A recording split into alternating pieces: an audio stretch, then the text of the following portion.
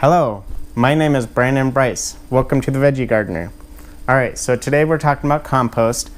Although in our next video we're going to also talk about compost. Today we're talking about the knowledge behind what's going on in composting.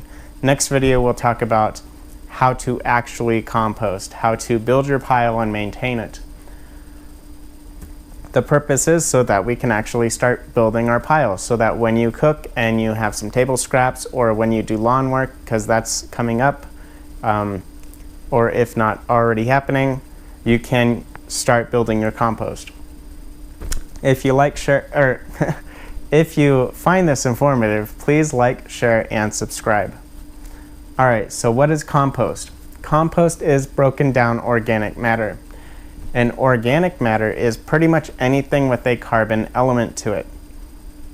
That includes plants, animals, organisms, anything that's not a mineral in essence, or any other type of element.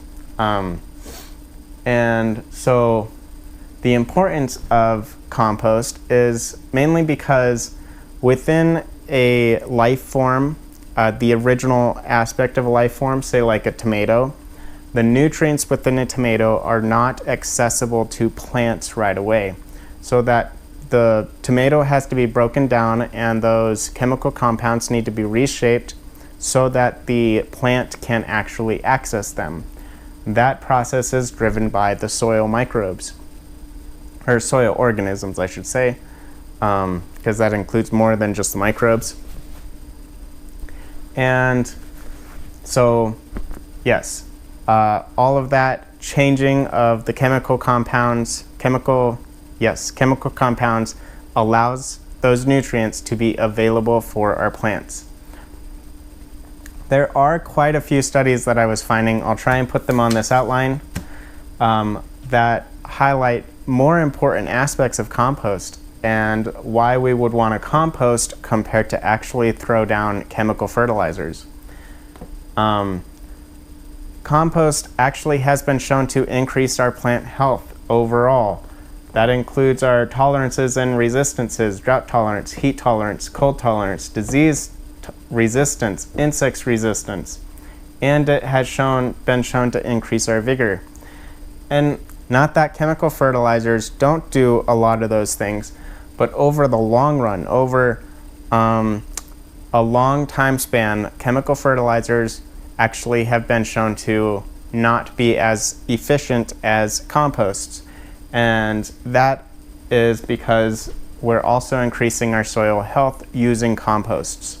So to increase, or for the aspect of increasing your soil health, we got increased water and airflow, we got increased water holding capacity, we got increased nutrient availability, and we got increased soil aggregation, which soil aggregation really, there's a lot of ways that form aggregates, but one aspect is the soil organisms within the soil that form aggregates, and soil aggregation increases the characteristics of the soil, the complexity of the soil, typically increasing water airflow and increasing water holding capacity.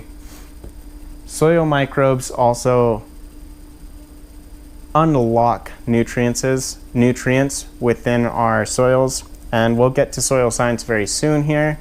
But so yes, applying compost compared to fertilizers not only help the plant, but they help the soil, and it's the soil that really grows the plant, not us. So take care of your soil, you can take care of your plants. That's why we add compost. I got another whiteboard after this, so let me wipe this up, let me clean this up, and I'll get back to you. All right, guys, stick around. All right, guys, we're back.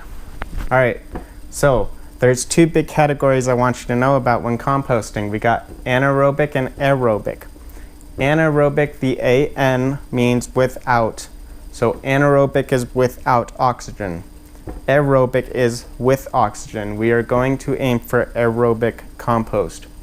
The anaerobic compost stinks, whereas aerobic compost smells good. The reason for that is for those two different environments, different microorganisms can survive within them. The microorganisms that survive within anaerobic, without oxygen environments, produce stinky gases that smell bad to us. Because they're actually poisonous to us, our body is kind of saying like, hey, get away. Aerobic environments allow specific microorganisms to inhabit them, and they produce gases that smell good. But they are microorganism byproducts of the composition process. All right. So there's 3 different types of compost that we're going to touch on, and they all fall under, or they're categorized based on, for the most part, the temperatures that they reach, the temperature ranges. And if you notice, these temperature ranges do overlap a little bit. That's okay. But we got psychrophilic, mesophilic, and thermophilic. Psychrophilic are going to be your cold composting. That's going to be 0 to 55 degrees Fahrenheit. You're going to see this actually, you see this all the time, it's in your fridge. That's going to be mold on your food in the fridge. Mesophilic composting, that's going to be your backyard composts. And the reason why we're going to target this one for the most part because it's low maintenance, easy to take care of, low risk, and you can compost fairly easily. A lot of people actually just throw a big pile in their throw a big pile of organic matter in their backyard and just leave it alone. I'm gonna say take care of it more than that, because usually throwing things into a pile will create an anaerobic environment, and it can produce some smelly stuff. Anyways, that's totally fine. If you don't care about that, go for it.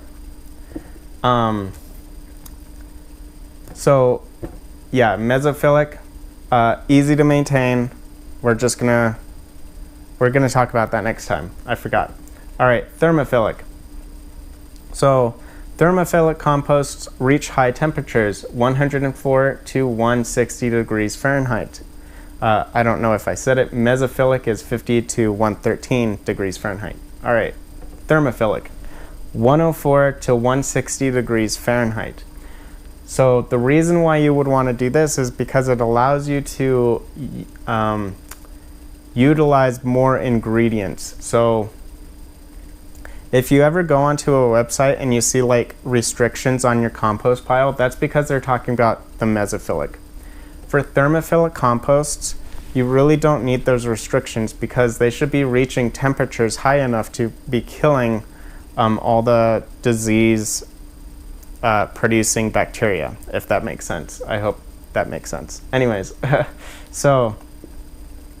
but the problem with thermophilic is they do take a lot of maintenance. You got to check them every day. They do reach pretty high temperatures, and there are compost piles. Usually the large manufacturers have, they might run into issues with actually creating fires. So there is kind of a risk with them. And if you create a thermophilic, I mean, 160 degrees is nowhere near what a fire needs to start. But again, if you're going to be reaching higher temperatures, keep an eye on that compost pile. However, we're talking about mesophilic compost piles in these videos, these earlier videos at least, so that we can just get people composting safely. All right, so those are our different types. Now let's go on to our C/N ratio, because you're going to hear that a lot. All right, so C is for carbon, N is for nitrogen. The carbon and nitrogen, we're going to use those as pretty much our focus nutrients. The dynamics between carbon and nitrogen as they break down and reorganize are going to be the things that are easiest to look at, and we don't need any special tools. We're going to aim for a carbon-nitrogen ratio of 30 to 1. Now don't worry, that's actually pretty easy to get to. I'll show you next time. All right. If we're heavy on the nitrogen, let me back up a little bit. Nitrogen is a water-soluble nutrient. It pretty much exists within water for the most part. So, if you're heavy on the nitrogen, you have a lot of water there, and it's going to be, if your compost pile is too heavy on nitrogen, it's going to create an anaerobic environment and then become stinky. So this happens when, everybody's experienced this. You mow your lawn, you throw all your lawn clippings into that trash can, that green bin or whatever, and then you come back like a day or two later, you open it and it smells just terrible. That's because it's very heavy on the nitrogen. So that's what's going to happen in a heavy nitrogen compost, or a compost with too much nitrogen, is it's going to become anaerobic and it's going to start stinking. All right, heavy on the carbon. So this is going to be like if you threw a bunch of wood chips in a pile. Your compost process is going to be super slow, at a snail's pace. It's going to be like watching grass grow. All right, and that's why we want a balanced C/N ratio, is so that we can hit a compost that doesn't stink but is also active.